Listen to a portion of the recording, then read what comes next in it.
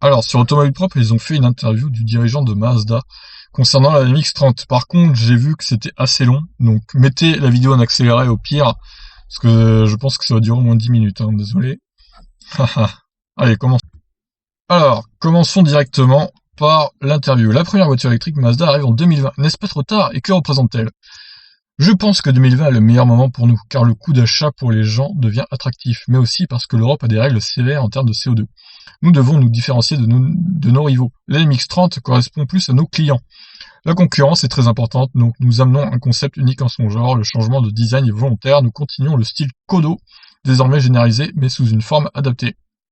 Alors pourquoi le choix d'une si petite batterie? D'autres versions sont-elles espérées? Très bonne question. Nous devons contribuer à une approche environnementale globale. Quand nous avons choisi la batterie de 35,5 kWh, cela a été fait pour qu'elle ne dépasse pas au total les émissions de CO2 d'un diesel Skyactiv D. Oh, ça c'est du bullshit, je suis désolé.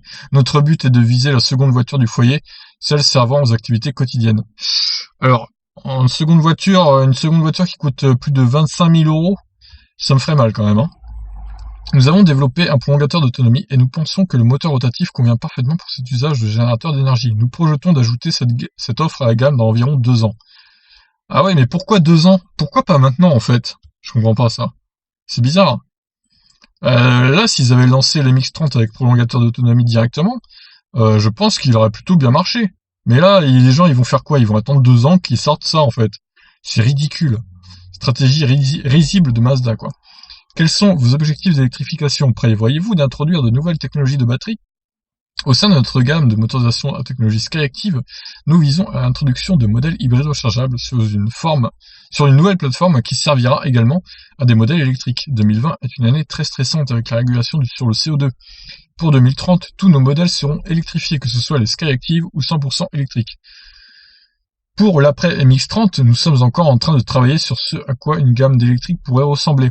Sur ce véhicule, une seule plateforme a du sens. Le MX-30 est une déclinaison du CX-30, dont l'architecture sied bien à l'intégration des batteries. Ce choix est aussi fait car nous sommes une petite entreprise. Cela permet d'économiser par rapport à une plateforme dédiée. Pas si petite que ça quand même. Bon, évidemment, par rapport aux géants que sont Toyota ou Honda, oui, c'est peut-être plus petit, mais bon. Concernant les batteries, nous avons sélectionné Panasonic comme partenaire, mais nous discutons aussi avec d'autres fournisseurs et marques comme Toyota. Pour le futur, il y a beaucoup de candidats, que ce soit les batteries électrolytes solides ou autres.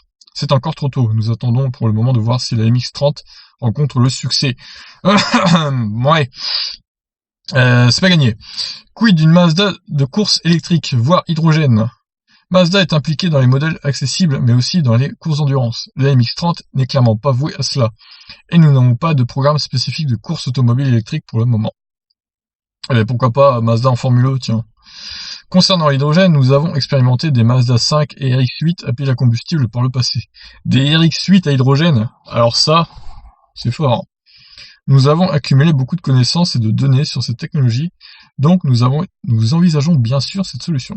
Cependant, nous devons nous assurer que l'infrastructure existe en même temps que des modèles de série. C'est pourquoi nous attendons le bon moment opportun pour lancer ce type de véhicule. Bon, ça c'est un peu long. Qui comptez-vous séduire avec la MX-30? Ouais, là c'est très très long cette question, je vais vous la passer. Au pire, vous faites pause sur la vidéo, vous lisez vous-même, parce que je vais pas me taper tout ça. Quel point du Mazda MX-30 fera-t-il sensation?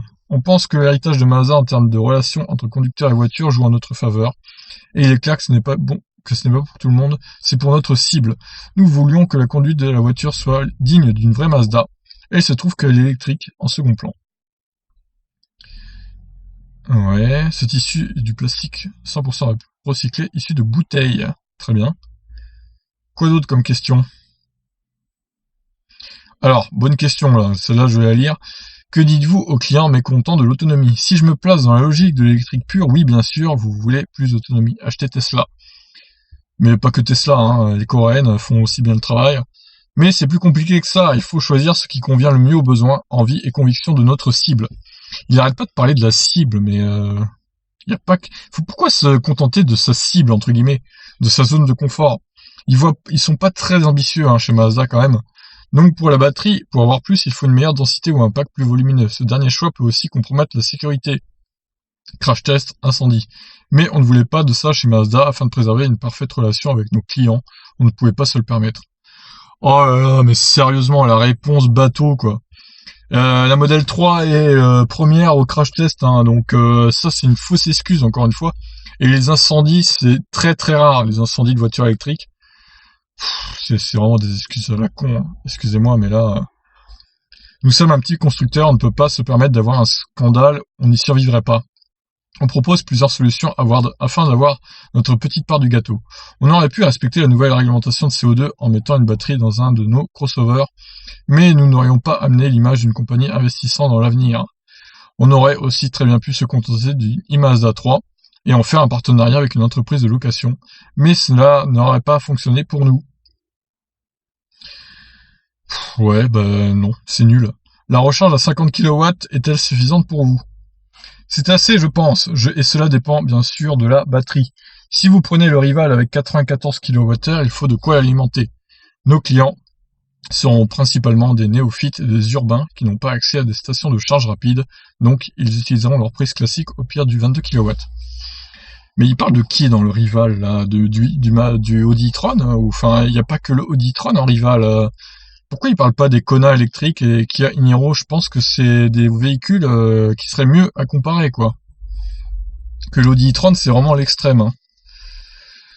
Alors, les objectifs de vente et des évolutions possibles. Je dirais que l'on devrait se situer entre 8 et 15 000 unités en 2020. On a de quoi soutenir la production et être flexible, car on veut aussi éviter les stocks. Si la voiture ne se vend pas et que le message ne prend pas, nous devrons rembourser notre produit. Oui, je pense. Alors, c'est pas beaucoup hein, comme vente dans le monde quand même. Pour revenir au nom MX-30, comprenez que c'est un produit expérimental, beaucoup de choses sont différentes comme le système de récupération d'énergie ou les plastiques employés. Nous verrons avec le futur prolongateur d'autonomie quelles seront ses caractéristiques exactes en fonction des autonomies et batteries possibles. On va beaucoup apprendre en 2020, c'est sûr. Ah bah c'est fini. Bon, finalement ça a fait moins de 10 minutes parce que j'ai sauté quelques questions. Bon, globalement, qu'est-ce que je retiens de cette interview? Je retiens un manque d'ambition de la part de Mazda. Je retiens des réponses un peu bateau, voire pas très honnêtes, parce que quand il compare l'Audi e-tron au Mazda MX-30, honnêtement, c'est pas le véhicule avec lequel il faudrait comparer cette voiture.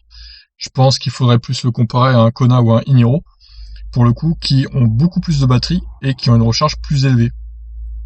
Voilà. Donc, pour moi, ils vont se casser les dents, Mazda, avec cette voiture. Ils auraient dû sortir. Pourquoi attendre 2 ans aussi? Le prolongateur, non, c'est pas une bonne stratégie.